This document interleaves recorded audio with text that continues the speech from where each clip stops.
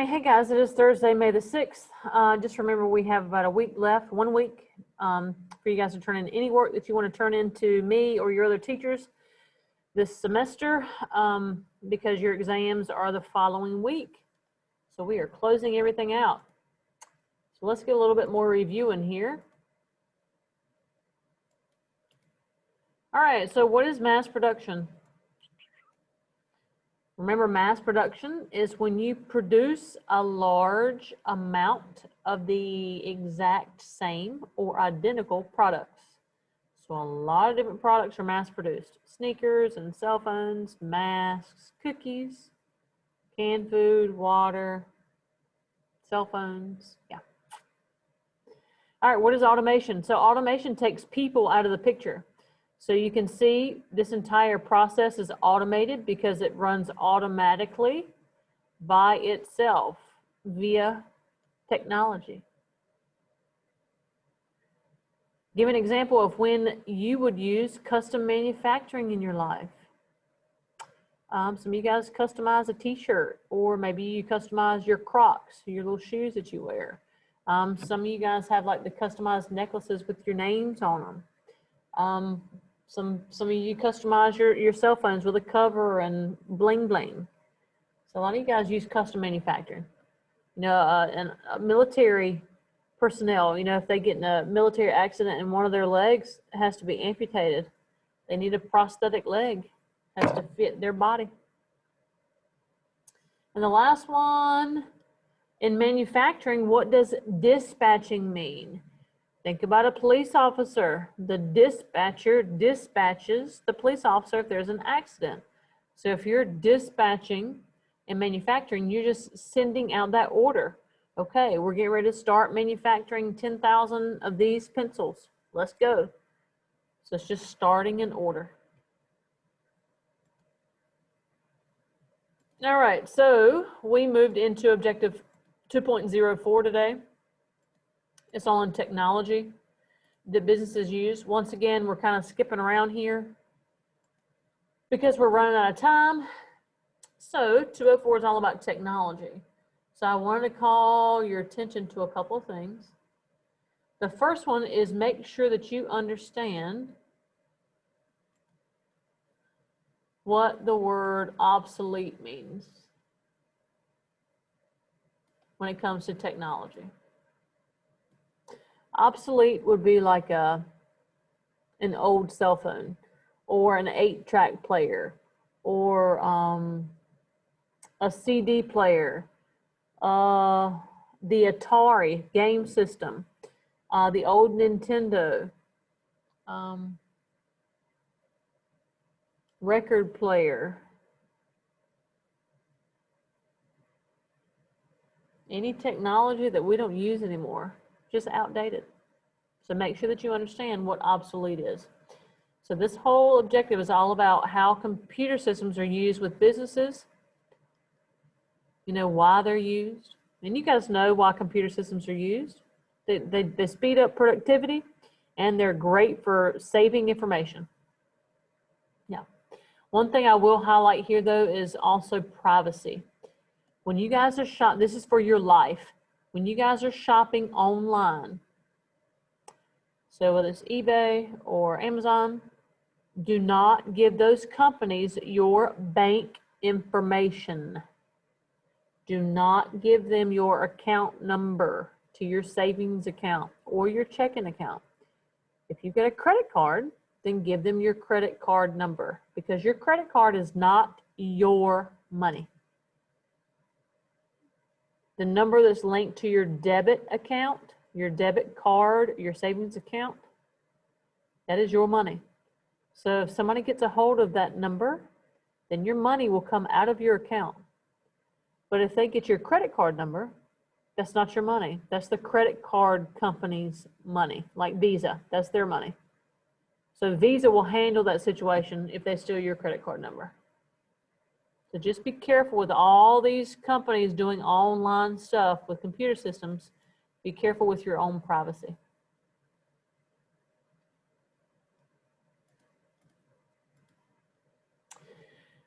Now, information management. this is exactly what it sounds like. You're managing information. So business information management is, think about the information in PowerSchool or the information in Canvas. You're just managing information. That's all you're doing. You're processing information, you're saving information, you can organize information for a purpose, of course. So your importance of managing information, you're addressing a lot of specific problems. So we'll use PowerSchool for this with grading. The problem was teachers were having to keep track of all their grades and attendance on paper, all your assignments on paper. Now there's records, there's documentation because we use the computer. They help to make long-term decisions. So if a freshman doesn't get any credits their freshman year, it helps you to look towards their senior year and see what they need to do.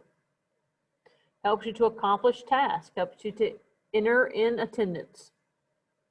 You're always looking for ways to get better, of course, with information management. And you're also trying to come up with new ways. So that word innovation right there just means to create new ideas. So like the cell phone industry, they're innovating brand new styles and updates of cell phones every year. The automotive industry with the self-driving cars, those are all innovation, brand new ideas for inventions.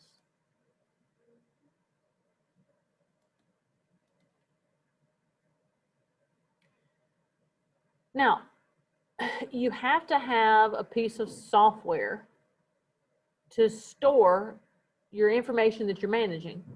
That software is just the generic term. It's called Management Information System.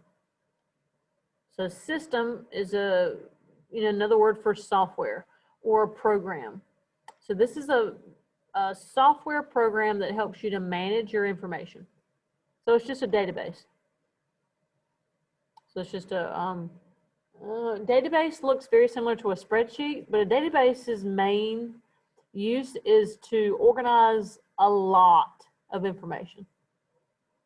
So like PowerSchool. PowerSchool is a database. And you guys know PowerSchool is only a little tiny part of what we do at Rocky Mount High School. So it's just a small part of keeping a business running. But it may be challenging because a lot of people have never heard of a management information system. You've heard of PowerSchool, but just understand that a management information system is the generic term for pieces of software that store a lot of information.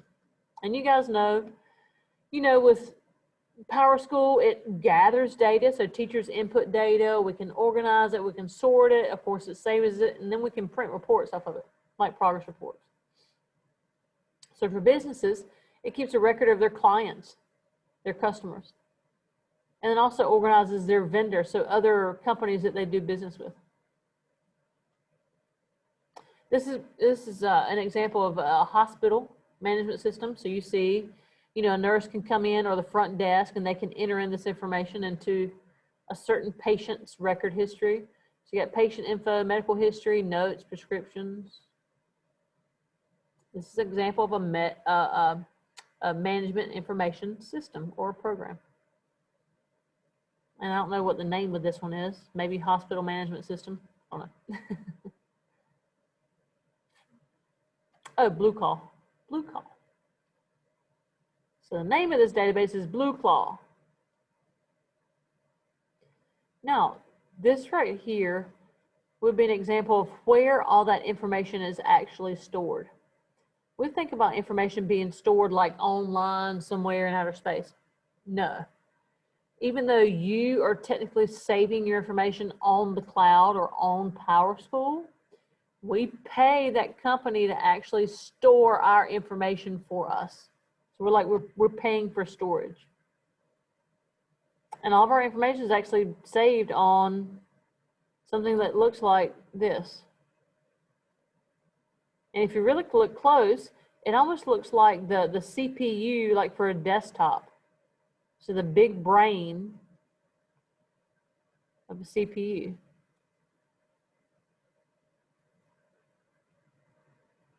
And that's where all of your information is stored, how those systems communicate with each other. It's called a server. And like for banks, sometimes these servers take up like rooms the size of my classroom or larger.